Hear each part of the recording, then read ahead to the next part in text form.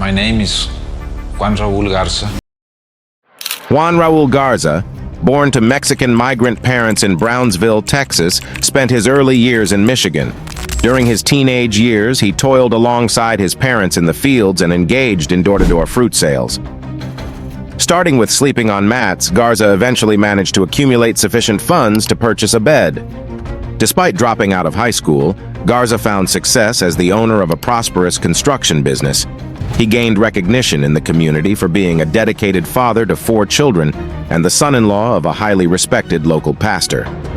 However, in the late 1980s and early 1990s, upon his return to Texas, Garza transitioned to leading a drug trafficking operation. With a quick mind and a fearless spirit, Juan became a mastermind of heists and smuggling operations. The borderlands became his playground, and his reputation as a cunning outlaw spread like wildfire.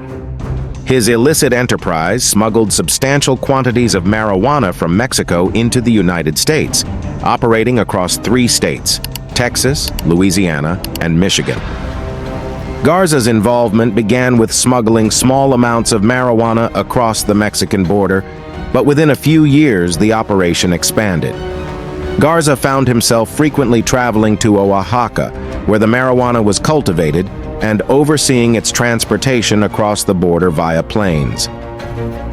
Garza's illicit drug trade network encountered challenges when law enforcement seized some of his shipments, leading to significant financial setbacks.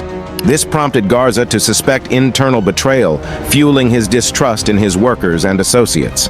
Eventually, this suspicion escalated into a series of ordered and personally committed murders. In April 1990, Gilberto Matos, a bodyguard associated with smuggler Erasmo de la Fuente, became Garza's first confirmed victim.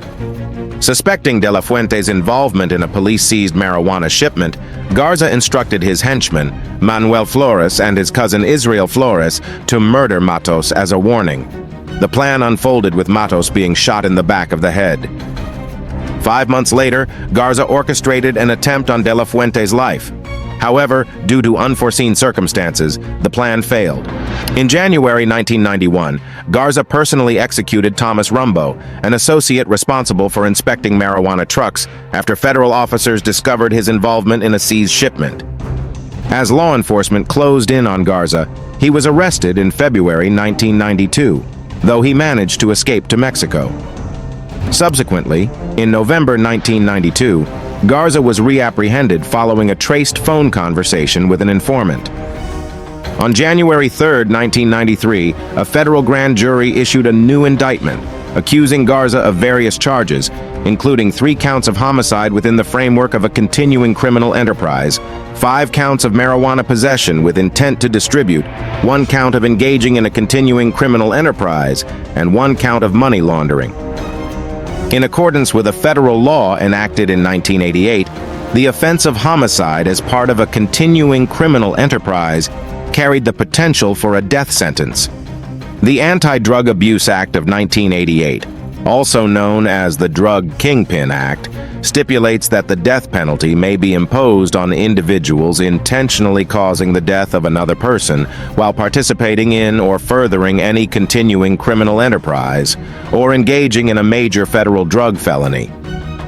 On January 7, 1993, with the approval of U.S. Attorney General William Barr, the U.S. Attorney for the Southern District of Texas filed a notice of intention to seek the death penalty against Garza.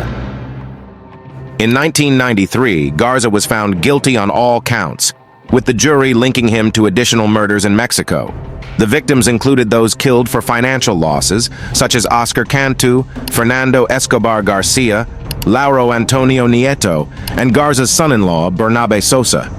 The jury also implicated Garza in the murder of Diana Flores Villarreal, orchestrated for seemingly trivial reasons. Despite attempts to argue racial bias in his sentence, Garza's execution proceeded on June 19, 2001, at the Federal Correctional Complex in Terre Haute, Indiana. His supporters claimed unfairness, but Attorney General John Ashcroft highlighted the diverse ethnicity of those involved in the case. Garza's last meal, apology, and expression of remorse occurred just before his execution, marking the end of a criminal saga. And there you have it, another infamous story that led to the execution of a drug kingpin. If you like our stories and want to know more about the most infamous, subscribe, like, share, and comment.